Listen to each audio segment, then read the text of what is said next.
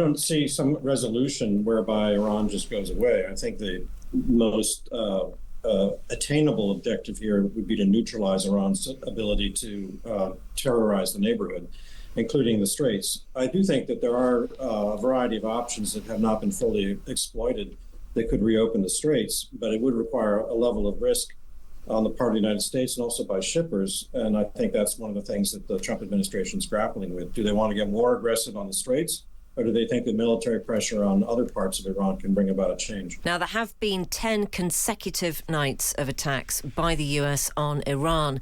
The 10th night comes after Donald Trump vowed to punish Iran for the deaths of US soldiers. Well, we feel very badly, but those great people, those great patriots who are out there fighting that Iran cannot have a nuclear weapon. Iran has been very, very badly damaged. They've lost everything almost militarily. They've got very little left. They've got some missiles. They've got some drones. They've got some manufacturing ability, not much. We control the Strait. They don't control anything.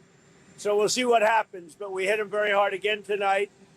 And we did that in honor of the probably three as opposed to two great patriots.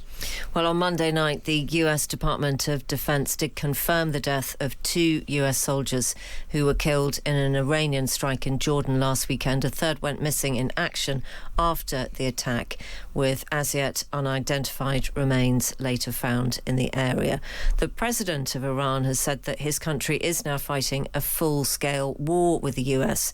Let's talk now to former United States Special Envoy for the Middle East peace process, David Hale. David Hale, a very good afternoon from us here in London. How far away do you believe that we currently are from the possibility of a substantial peace deal? I think we're quite far from that. I think that the Iranians may have misread the American administration and its clear desire for some kind of an agreement and overreached and actually violated the terms of the 60-day ceasefire and made no real effort to enter into negotiations. So I think President Trump had no choice, really, but to try to restore deterrence, which is what's happening. And of course, the escalation is inevitable from that. I don't believe that we're likely to see a complete termination of the option for diplomatic talks, but I think we're in for a long period of on-again, off-again talks and on-again, off-again violence. Who, if anybody, could or should be offering even more diplomatic pressure? Well, we haven't had so much by way of pressure as we have had mediation efforts by countries that are not inherently strong, but have a track record and desire to try to bring an agreement between America and Iran. I'm talking about Qatar and Pakistan. But if there's pressure, it's going to come not from diplomacy, but from military, the credible threat of military force and economic sanctions and those kinds of means of pressure rather than talking through the problems. Do you believe that this could ever be a war that the world can get used to? The very powerful use of the Strait of Hormuz makes this so much more than a regional conflict, and it just always will, won't it?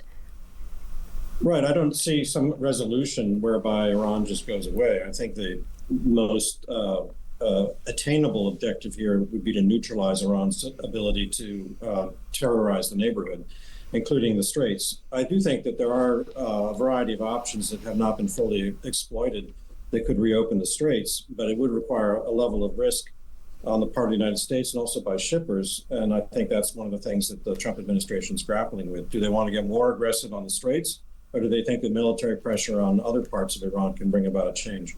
And just tell us a bit more about that. What would a greater level of aggression in the Strait of Hormuz actually look like?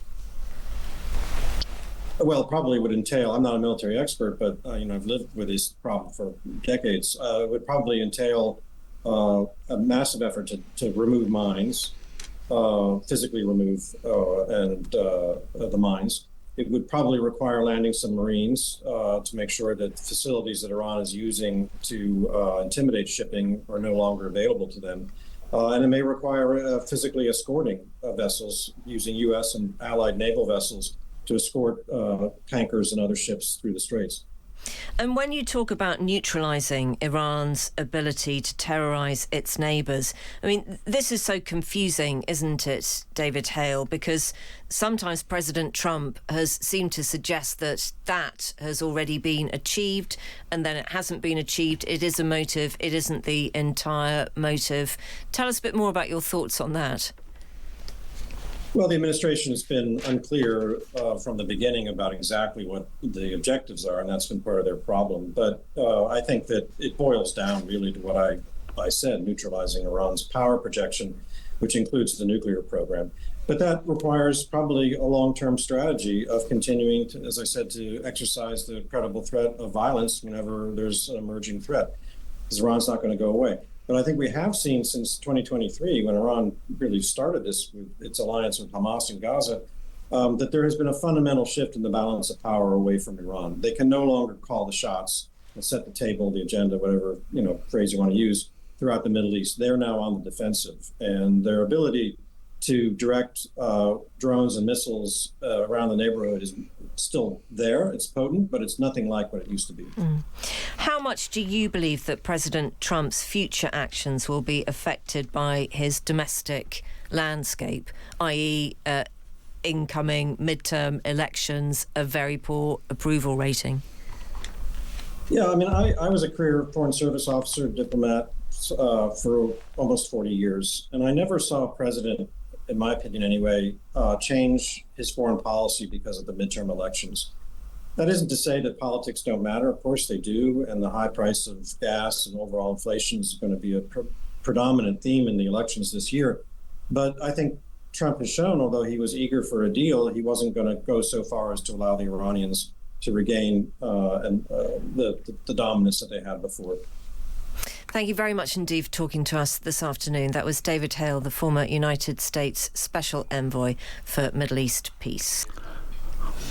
It is sometimes argued that President Trump respects leaders or respects them more when they stand up for themselves and stand up to him for the sake of their home countries, their constituencies and so on. Do you believe that?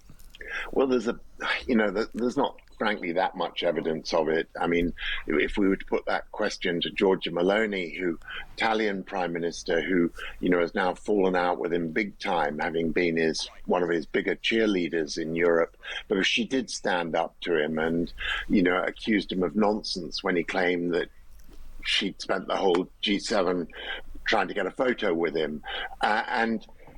So I don't think it's really the case. I mean, Trump expects flattery, and as he gets older, I think that expectation has turned almost into a chronic obsession. Yeah. Okay, Lord Mallet Brown, the former Deputy Secretary General of the United Nations. Great to talk to you as always.